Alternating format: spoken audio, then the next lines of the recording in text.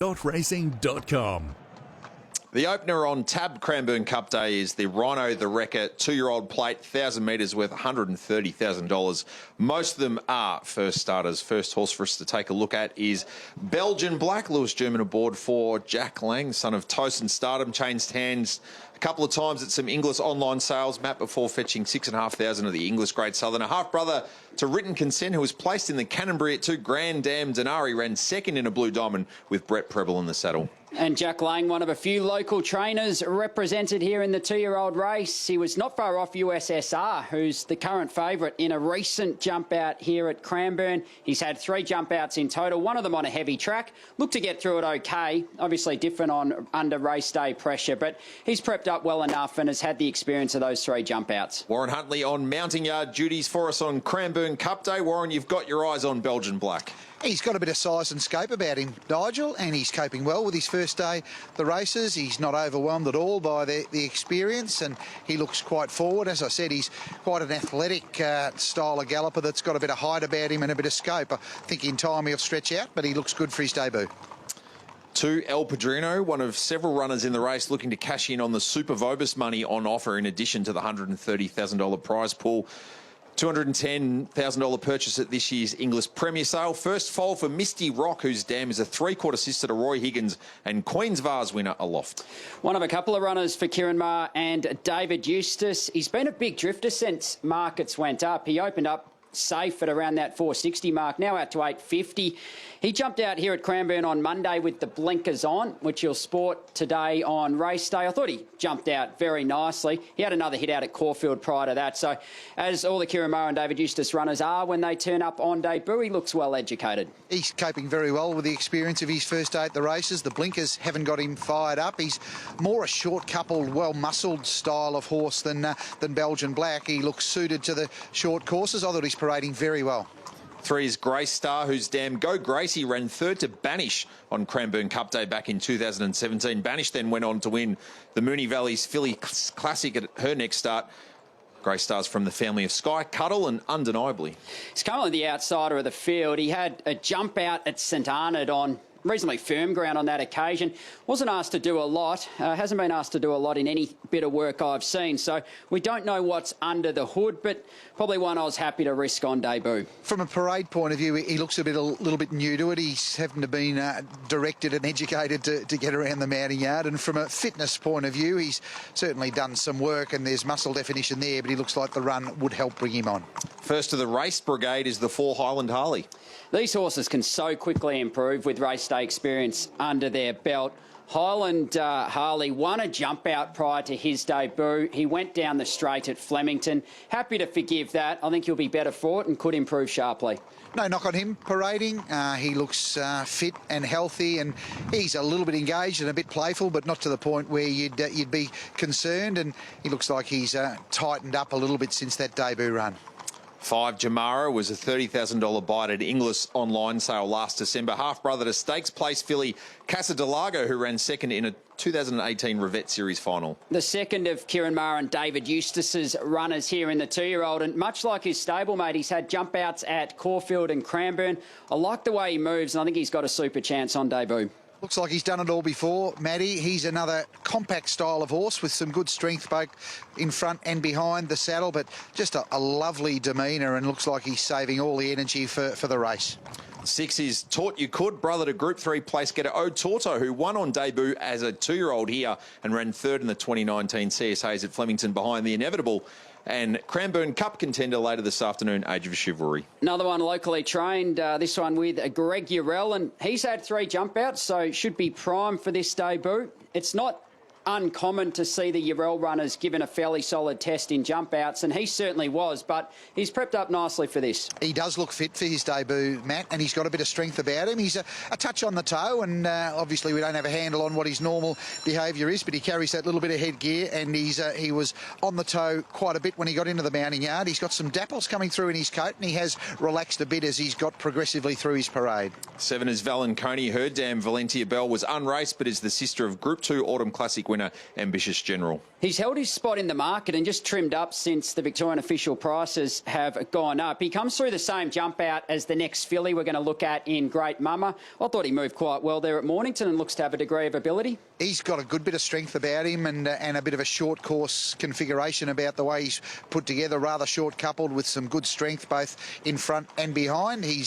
Was up and about to some extent when he got into the parade ring, but he's calmed down and he's parading well for his debut and he looks forward.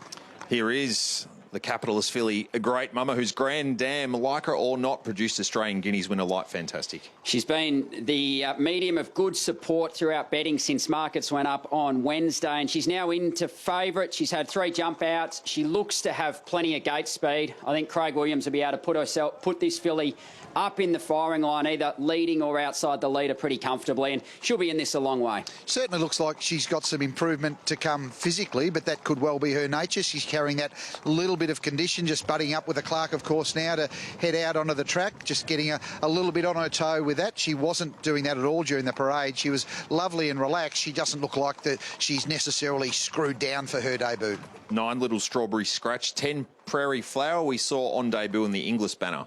She jumped out really well prior to that debut and subsequently held her spot in the market. She was trapped wide. I think there were a few excuses on that occasion. Strikes a much easier race today, better for the experience, and she's another one who might be able to roll forward. She's fit and parading well. You can tell that she's had a day at the races, just almost looking at the way that she's got a bit of tightness and some really good muscle development. She gets a little bit alert in the mounting yard, but not to the point where you'd be concerned. 11 Witness the Dream was a $40,000 buy from the Inglis Premier Showcase sale earlier this year. Damn Impulsive Dream was a dual Group 2 place getter at 2. And based off her jump outs here at Cranbourne, hard to come at her on debut. She does have the informed Patrick Maloney in the saddle, but one I was happy to work around. She looks well enough put together. She has been on the bounce since the time that she arrived in the mounting yard, and that hasn't changed since the rider got aboard. Just legs out of the irons there, just trying to keep her as composed as possible. Our favourite is USSR, half-brother to Siriani, or half-sister, sorry, to Siriani, who's had 5 placings from 5 starts at 3 so far for Phillip Stokes. And she's a very speedy filly. She's been right up in the firing line in a couple of Cranbourne jump outs, the most recent of which she won over 800 metres. She also won one over 650. So I think from the low draw, she rolls forward and she should be in this a long way. She's quite an athletic, scopy type of filly. She's been on her toes and alert in the mounting yard, but she's got the physique of a horse that you would think would get over ground in time. She is forward for her debut. She looks good in the coat, and she, as I said, just has that bit of scope and stretch about her that she will stretch out in time, but she's keen to get on with it today. Matt Welsh, your top 4 to get us started on Tab Cranbourne Cup Day. I'm with the filly we just spoke of, USSR. I concede, like for all these fillies, colts and geldings, that the wet track is certainly an unknown, but I think she'll acquit herself well on debut with Brett Preble in the saddle. Kieran and David Eustace have got a pair of runners, and I've got them in for 2nd and 3rd, Jamara and El Padrino. I thought Prairie Flower, the filly from the Henry Dwyer yard, could improve with that run under her belt. Gee, a hard pick of the yard, race 1. I thought USSR looked athletic and very fit and ready to go to the races. I've settled on number 2, El Padrino. Nice, compact style of galloper, coping well with the blinkers on for the debut. So pick of the yard for me in a race we've got a lot to learn. Number 2, El Padrino. Okay, USSR and also Great Mama, the top 2, clearly the best back in the market here, but both easing out to a really good price now, punters. Look at this. USSR clearly dominating the turnover with Sportsbet, but easing and just holding on to favouritism, $3.70 to $4.50. Great Mama was the best back this morning, as I mentioned. That $5.50 we opened up, $4.80 today actually into $3.80. Now back out to $4.60. Taut, this horse has been rock solid from the Greg Urald stable. Drawn barrier 1, so might use the fence and try and hold that inside gate for the 2-year-olds, most importantly. And a speckle of money outside of that, the $6.50 out to $8 El Padrino, not writing a ticket for that runner right now. So a true 2-year-old. Over 1,000 metres, easing favourites. The best back, though, is USSR. Late today, Great Mama. The rally will probably start favourite by the looks of things. Get your bets on. Brendan Horton from Trent Busserton and Natalie Young's team joins us on home soil. Happy Cranbourne Cup Day. Brendan, where's Trent and Natalie this morning? They're actually up in the marquee. They've got up there nice and early and settled in for the day. So, oh no, it's all good. It's good to be back at the races, and they've got to get amongst everybody. Hopefully you can tag out and have some time in the marquee yourself at some stage, particularly if USSR can get the job done on debut here. The question logically is going to be, how do you think she's going to handle this bottomless track? Yeah, well, look, obviously that's the question mark, but to be fair, I think her first jump out she had, it was heavy track. She got through it okay, and it's been slower past 2 jump outs, so we're quietly confident she will, but as you say, race day is always different, but yeah, quietly confident she'll handle it. The couple of jump outs we've seen publicly, she showed plenty of speed. What has she showed the team behind closed doors? Yeah, no, look, just a natural speed she showed from day one, and obviously a filly that's going to be, I think, better with time as well. And yeah, but look, she's drawn a good gate, and with a bit of luck she can find the paint, which is a big help for the young horses. So, but yeah, she's an absolute pleasure, and she looked great in the parade ring just now going to the start, so here's hoping. We're going to get a chance to chat and engage with plenty of the local trainers across the course of the day. Just tell us, as we start Cranbourne Cup Day, to have a feature Saturday meeting here. Of course, we know how important the training centre is and the role it's playing in Victorian racing at the moment, but how good is it to showcase what you've got here now? Oh, look, it's just fantastic, and you know, the new stabling that's gone up over the backside in recent times is really taking shape, and it's going to be great to have everyone on board, and you can see the stage just going to get bigger and better as time goes on, that's for sure. Thanks, Brendan. Thank you. There's Brendan Horton representing Trent Busserton and Natalie Young, who have USSR, who's currently equal favourite, or favourite with Sportsbet at 460. The market mover with Sportsbet is Taut. You could. First up for Greg Urell on debut for Greg Urell. Any final thoughts, Warren, as they load away? No, plenty to learn, but USSR is a lovely athletic style of filly. I thought Valenconi paraded particularly well. Jamara and El Padrino, if I was having a wide pick in the mounting yard, I'd be sweeping in with all those numbers. But plenty to learn here, 1 with race day experience and 2 on this testing ground. There hasn't really been a big market mover, but Taut You Could, certainly the best backed late in betting. We've just got a couple of showers moving through again, but for the first time today on Cranbourne Cup Day, let's head up to Matt Hill. Jamara, El Padrino, and also to come along, Great Mama. So rain sweeping across the course at the moment, starting on a heavy 10 for those relays just joining us. The stewards had a look about an hour before the first. The jockeys went out and had a look at a patch between the 300 and the 600 metres, but all have agreed to press on for now. And we kick off proceedings with one of the bigger fields of the day, which is a 2-year-old over the 1,000-metre journey. But at this stage, that light rain, that pesky light rain, just keeps regenerating and moving across the course. A track that's had no luck over the last 2 or 3 days with just persistent rain. Now, Prairie Flower will be brought forward rideless. She just doesn't quite want to play the game at the moment. Great Mama's rideless as well, as Prairie Flower is trotted up rideless. Wait, little one. So Prairie Flower goes in. Witness the Dream, about to take a wide alley. Great Mama goes up rideless. Craig Williams, local boy, of course, be very proud to have a standalone Saturday at Cranbourne as Great Mama is being brought forward. Jamara and El Padrino are going to be the final 2, as Great Mama is in a bit of a mood over there. With bookmakers, it is just the favourite USSR ahead of Great Mama, 40 cents between them, and Taut You Could firms in 1.5 points. Now, Great Mama being brought forward. Just wants to lash out too. Lucky no one was behind that kick. That was a real lash out. Now, Jamara comes up. It looks as though Great Mama has been positioned as Craig Williams climbs into the structure. Now, Jamara coming along in the best bloodstock colours we're going to see more of, the red and the yellow, and El Padrino will complete the line. We're about to get Cranbourne Cup Day underway as El Padrino takes the outside, and the field is set at the 1,000 metres. Ready to go. Set.